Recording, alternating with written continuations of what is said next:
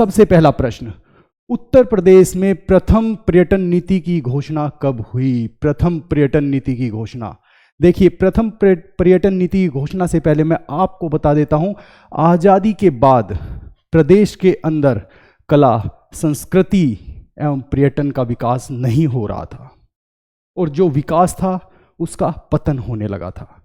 इसके लिए उत्तर प्रदेश की राज्य सरकार ने 1956 में पर्यटन विभाग की स्थापना की। पर्यटन विभाग की स्थापना की। उसके बाद 1972 में पर्यटन निदेशालय की स्थापना की। पर्यटन निदेशालय, याद रखना, पर्यटन निदेशालय की स्थापना की। उसके बाद 1974 में पर्यटन निगम, पर्यटन विकास निगम की स्थापना की। आजादी के बाद 1956 में पर्यटन विभाग की, 1972 में पर्यटन निदेशालय की, 1974 में पर्यटन विकास निगम की स्थापना की, उत्तर प्रदेश के अंदर पर्यटन को बढ़ावा देने के लिए। ठीक है, फिर उसके बाद पहली पर्यटन नीति आई वो 1998 में आई। 1998 में पहली पर्यटन नीति की घोषणा की गई, याद रखना, पहली पर्यटन नीति की घोषणा की गई। ये बहुत इंपॉर्टेंट है, ये चारों के चारों बहुत इंपॉर्टेंट है, इनमें से कुछ भी पूछा जा सकता है। ठीक है, नेक्स्ट क्वेश्चन देख लेते हैं। प्रदेश की प्रथम पर्यटन नीति के तहत कितने परिपथों की स्थापना की? पहली जो पर्यटन नीति जो 1998 में आई थी, जो मैंने अभी बताई थी, उसके तहत कितने परिपथों की स्थापना की गई, कितने परिपथों को चिन्हित किया गया? उनमें 7 परिपथों को चिन्हित किया गया, याद रखना, 7 परिपथों को। अब वे 7 परिपथ कौन कौन से हैं? देखिए 7 परिपथ, ये याद रखने हैं आपको, कौन कौन से हैं 7 परिपथ। उनमें ब्रज परिपथ, बुंदेलखंड,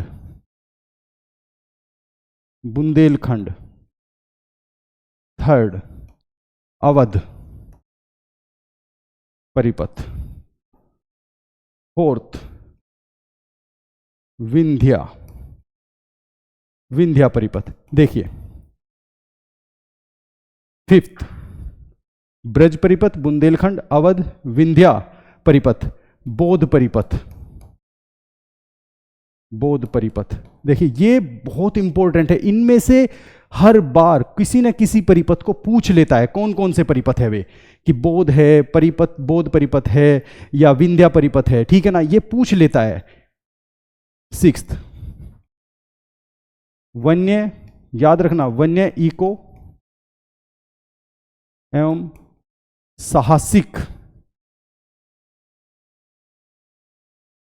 साहसिक पर्यटन परिपथ, याद रखना। 7th जल विहार परिपथ। ये आपको याद करने हैं, रटने हैं, ये आपको रटने हैं, क्योंकि ये मैच द फॉलोइंग में पूछे जा सकते हैं, ये स्टेटमेंट में पूछे जा, कहीं किसी भी तरीके से एग्जाम में पूछे जा सकते हैं। ठीक है ना, नेक्स्ट क्वेश्चन देख लेते हैं। प्रदेश की नई पर्यटन नीति। देखिए यहां पे लास्ट में अभी क्या क्वेश्चन था? प्रथम पर्यटन नीति जो 1998 में आई थी, यहां पूछा है नई पर्यटन नीति के तहत कितने परिपथों को चिन्हित किया गया है। देखिए सबसे पहले मैं आपको बता देता हूं, नई पर्यटन नीति ये 2016 में आई थी। राज्य सरकार ने नई पर्यटन नीति के जब लेके आए थे तो 14 फरवरी को राज्य पर्यटन दिवस घोषित किया था। याद रखना, राज्य पर्यटन दिवस घोषित किया था। ये पूछा जाता है, ठीक है ना, ये एग्जाम में पूछ लेते हैं। ठीक है ना, अब क्वेश्चन पे आते हैं। नई पर्यटन नीति 2016 में आई, बता दिया, और राज्य पर्यटन दिवस कब? 14 फरवरी को। कितने परिपथ? 7 परिपथ। पुराने वाली में भी 7 थे जो पहले वाली थी, और नए वाली में भी 7 परिपथ थे। याद रखना, नए वाली में भी 7 परिपथ थे। अब जानते हुए 7 परिपथ कौन कौन से है, देखिए 7 परिपथ, उसमें से फर्स्ट रामायण परिपथ, सेकंड महाभारत परिपथ। ये वे परिपथ है रामायण, जहां रामायण के साक्ष्य मिले थे, जहां पर महाभारत के, जिन स्थलों पर महाभारत के साक्ष्य मिले थे, ठीक है ना। थर्ड जैन परिपथ, ठीक है ना। देखिए रामायण परिपथ, महाभारत परिपथ, जैन परिपथ, इन जगहों पर इनके साक्ष्य मिले थे, जहां से महावीर स्वामी गुजरे। जैन परिपथ वे कहे गए हैं। हेरिटेज आर्क, हेरिटेज आर्क जहां पर सबसे ज्यादा पर्यटक आते हैं हमारे, और उन स्थानों की जगहों को वर्ल्ड हेरिटेज साइट्स में गिना गया है। हेरिटेज आर्क बताऊंगा मैं कौन से है वे भी। हेरिटेज आर्क, सूफी परिपथ, जहां पे सूफीज्म सबसे ज्यादा फैला हुआ था, जहां पे सूफी सबसे ज्यादा था उस टाइम पे। स्वतंत्रता संग्राम परिपथ, क्यूजीन और कल्चर परिपथ। देखिए 6th स्वतंत्रता संग्राम परिपथ, याद रखना। 7th क्यूजीन एवं कल्चर परिपथ। ये पूछा गया है, क्यूजीन एंड कल्चर एक बार पूछा गया है, याद रखना इसे। क्यूजीन एंड कल्चर परिपथ एक बार पूछा गया है, उसमें 4 ऑप्शन दिए थे, जिनमें से 3 मैच नहीं करते, सिर्फ क्यूजीन और कल्चर ही मैच करते थे, ठीक है ना। ये बहुत इंपॉर्टेंट है, सातों के सातों याद करना इन्हें, सातों को इन्हें रट लें, नए वाले भी और पुराने वाले भी, क्योंकि दोनों से क्वेश्चन आते हैं, दोनों परिपथों। नए में भी 7 परिपथ है, और पुरानी जो नीति आई थी पर्यटन नीति, उसमें भी 7 परिपथ है, याद रखना। नेक्स्ट क्वेश्चन देख लेते हैं। निम्नलिखित में से कौन सा उत्तर प्रदेश का विश्व धरोहर स्थल नहीं है, वर्ल्ड हेरिटेज साइट नहीं है यूनेस्को की। देखिए यूनेस्को की टोटल भारत में जो वर्ल्ड हेरिटेज साइट है, विश्व धरोहर स्थल है, वर्ल्ड हेरिटेज साइट्स जो है भारत के अंदर, वे टोटल 42 है, याद रखना 42। जिनमें से 34, 7 और 1, जिनमें से 34 कल्चरल साइट है, याद रखना 34 कल्चरल साइट है, और 7 नेचुरल साइट है, नेचुरल, याद रखना ये। और 1 मिक्स्ड है, और ये मिक्स्ड मैं बताऊंगा कौन सी है, बहुत इंपॉर्टेंट है, ये आती ही आती है हर बार, वो चाहे यूपी स्पेशल में आए, चाहे आपका हिस्ट्री में आए, चाहे करंट अफेयर्स में आए, चाहे आपका इकोलॉजी में आए, ये आती है मिक्स्ड। बता रहा हूं, कंचनजंगा नेशनल पार्क, जो कि सिक्किम में है, याद रखना। एक ही साइट है, इसलिए पूछी जाती है, क्योंकि ये एक है, अकेली साइट है मिक्स्ड में, ठीक है ना। और कल्चरल में हमारी 34 है, नेचुरल में 7 है, ठीक है ना। और इसमें अब अपने क्वेश्चन पे आते हैं, कौन सा उत्तर प्रदेश का विश्व धरोहर स्थल नहीं है, यहां पे पूछा है। आगरा का किला है, ताजमहल भी है, फतेहपुर सीकरी भी है, अकबर का मकबरा नहीं है, जो कि अकबर का मकबरा कहां पे है, सिकंदरा में, याद रखना, यह भी सिकंदरा में है। हर क्वेश्चन को याद करना है, कौन सा कहां पे है, चाहे वो हमारे आंसर से रिलेटेड हो या ना हो, डजंट मैटर, लेकिन हमें हर क्वेश्चन को याद करना है। आगरा का किला, इसे कब विश्व धरोहर साइट बनाया गया था, कब बनाया गया था इसे, 1983 में, याद रखना। ताजमहल को भी 1983 में, और फतेहपुर सीकरी को 1986 में, ये याद रखना है आपको, ठीक है ना। ये सभी आपको याद रखने हैं। नेक्स्ट क्वेश्चन देख लेते हैं अपना। उत्तर प्रदेश के किन शहरों को हेरिटेज आर्क, देखो अभी बताया था ना, नई पर्यटन नीति के तहत हेरिटेज आर्क घोषित किए गए थे, वे कौन से शहर है, मैंने बताया था कि नेक्स्ट क्वेश्चन में बताऊंगा मैं। देखिए के रूप में विकसित किया जा रहा है, कौन से है वे है आगरा, लखनऊ एवं वाराणसी, याद रखना। ये तीनों शहर हेरिटेज आर्क के रूप में इनका विकास किया जा रहा है, क्योंकि यहां पर सबसे ज्यादा टूरिस्ट आते हैं, सबसे ज्यादा टूरिस्ट आगरा में, क्योंकि आगरा के अंदर ताजमहल है, वहां पे सबसे ज्यादा टूरिस्ट आते हैं। आगरा का किला, आगरा का ताजमहल हिंदुस्तान का घरेलू और विदेशी पर्यटकों का सबसे बड़ा स्थल है, याद रखना। बताऊंगा ये भी मैं आपको। तो इसका आंसर है आगरा, लखनऊ एवं वाराणसी। ये हेरिटेज आर्क है तीनों के तीनों, बहुत इंपॉर्टेंट है, पूछ लेता है, ठीक है ना। और पूछ लेता नहीं, ये बार बार पूछा गया है ये, ठीक है ना। नेक्स्ट क्वेश्चन देख लेते हैं। निम्नलिखित में से कौन उत्तर प्रदेश में बौद्ध परिपथ, देखिए मैंने बताया था बौद्ध परिपथ, बौद्ध परिपथ किस में था हमारी, बौद्ध परिपथ हमारी प्रथम पर्यटन नीति में था, बौद्ध परिपथ हमारा, ध्यान रखना, मैंने अभी बताया था लास्ट क्वेश्चन में, बौद्ध परिपथ का भाग नहीं है। बौद्ध परिपथ के अंदर 7 स्थान आते हैं जहां से भगवान बुद्ध के चरण कदम रखे गए, जहां पे भगवान बुद्ध के चरण रखे गए हैं वे स्थान, उनमें सारनाथ, देवरिया, मऊ, कुशीनगर। देखिए मैं आपको सारे बताता हूं, सारनाथ, देवरिया, मऊ, कुशीनगर,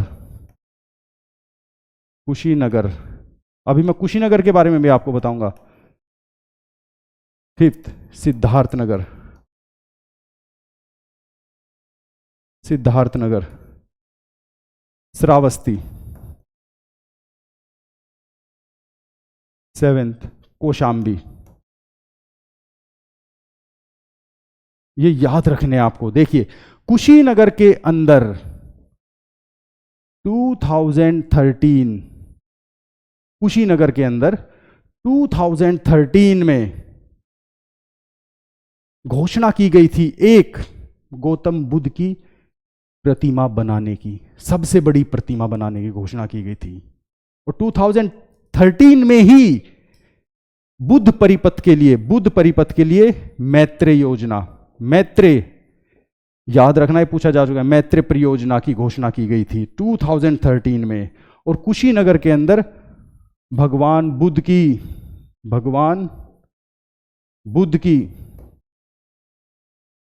500 फीट ऊंची प्रतिमा बनाई गई है, ऊंची प्रतिमा बनाई गई है। और यहां पर ही एक इंटरनेशनल एयरपोर्ट की भी स्थापना की जा रही है, कुशीनगर के अंदर ही। याद रखना कुशीनगर बहुत इंपॉर्टेंट है, बहुत ज़्यादा इंपॉर्टेंट है कुशीनगर। 2013 में मैत्रेय परियोजना की घोषणा की गई थी और कुशीनगर के अंदर भगवान बुद्ध की 500 फीट ऊंची प्रतिमा बनाई जा रही है। और कुशीनगर के अंदर ही एक इंटरनेशनल एयरपोर्ट, अंतर्राष्ट्रीय एयरपोर्ट भी बनाया जा रहा है, ठीक है ना। अब इसमें से पूछा है कौन नहीं है, तो नहीं में संकीसा नहीं है, ये तीनों है, ठीक है ना, ये तीनों है, ठीक है ना। नेक्स्ट क्वेश्चन देख लेते हैं। उत्तर प्रदेश में पर्यटकों हेतु रोपवे की सुविधा वाले जिले है। देखिए इसमें मिर्जापुर भी है, चित्रकूट भी है, मथुरा भी है, तो उपर्युक्त सभी है। देखिए रोपवे की धार्मिक स्थलों पर रोपवे की सुविधा के लिए, धार्मिक स्थलों के दर्शन के लिए रोपवे की सुविधा की गई है, जिनमें से मिर्जापुर जो कि विंध्य का क्षेत्र है, मिर्जापुर में माता दुर्गा के मंदिर के दर्शन के लिए, माता दुर्गा के मंदिर के दर्शन के लिए, मंदिर के दर्शन के रोपवे की सुविधा की गई है। वहीं पर चित्रकूट में भगवान राम के दर्शन के लिए, भगवान राम के दर्शन के लिए रोपवे की सुविधा की गई है। वहीं पर मथुरा की बात करें तो मथुरा के क्षेत्र बरसाना याद रखना, बरसाना में रोपवे की सुविधा प्रस्तावित है, वो राज्य सरकार ने उसकी घोषणा कर दी है, वो भी बनने जा रही है। अभी वाराणसी, प्रयागराज में भी प्रस्तावित है, लेकिन अभी पूरी तरह प्रस्तावित नहीं है, इसलिए मैंने अभी उसके बारे में नहीं बताया है। जहां पे प्रस्तावित है यहां पे प्रस्तावित है और यहां पे चालू है प्रस्तावित, ठीक है ना, ध्यान रखना। ये मैं बात कर रहा हूं धार्मिक स्थलों की, मैं टूरिस्ट प्लेस की बात कर रहा हूं, ठीक है ना, याद रखना टूरिस्ट प्लेस की, मैं ट्रांसपोर्टेशन की बात नहीं कर रहा हूं। बहुत जगह ट्रांसपोर्टेशन के लिए रोपवे की सुविधा की गई है, लेकिन मैं टूरिस्ट प्लेस की बात कर रहा हूं, यहां पे पर्यटकों की बात हो रही है, ध्यान रखना, कंफ्यूज मत होना, ठीक है ना। नेक्स्ट क्वेश्चन देख लेते हैं। उत्तर प्रदेश में पर्यटन को बढ़ावा देने हेतु किस जिले में हेलीकॉप्टर सेवा प्रस्तावित नहीं है? देखिए प्रयागराज में है, वाराणसी में भी है, ठीक है ना, आगरा में भी है, लेकिन कानपुर में नहीं है। देखिए पर्यटन की बात हो रही है यहां पे हेलीकॉप्टर सेवा के लिए। वे कौन कौन से जिले हैं, देखिए जहां पर्यटन को बढ़ावा देने के लिए हेलीकॉप्टर सेवा की जा रही है, उनमें प्रयागराज है, लखनऊ है, आगरा है। देखिए प्रयागराज है, लखनऊ है, आगरा है, मथुरा है, वाराणसी है। ये जिले हैं, ये 5 जिले हैं जहां पर हेलीकॉप्टर सेवा जारी है। हेलीकॉप्टर सेवा प्रस्तावित है और जारी है, कुछ जगह चल रही है, कुछ जगह प्रस्तावित है। उनमें से मथुरा है, लेकिन मथुरा में अभी लास्ट टू लास्ट मंथ ये स्टार्ट हो चुकी है, ठीक है ना, ये सितंबर के महीने में, ठीक है। मेरा टेलीग्राम चैनल है, आप लोगों को मैंने बताया भी था, GS विद गौरव सर 1, ये मेरा टेलीग्राम चैनल है।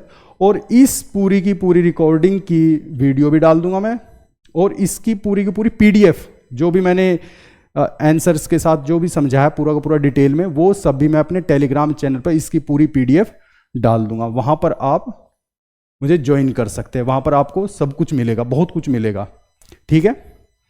तो दोस्तों अगर आपको मेरी ये वीडियो अच्छी लगी तो प्लीज़ ज़्यादा से ज़्यादा शेयर कीजिए और लाइक कीजिए। और हाँ, आप लोगों से एक अनुरोध है कि मेरे चैनल को ज़्यादा से ज़्यादा सब्सक्राइब कीजिए। आज के लिए इतना ही, धन्यवाद।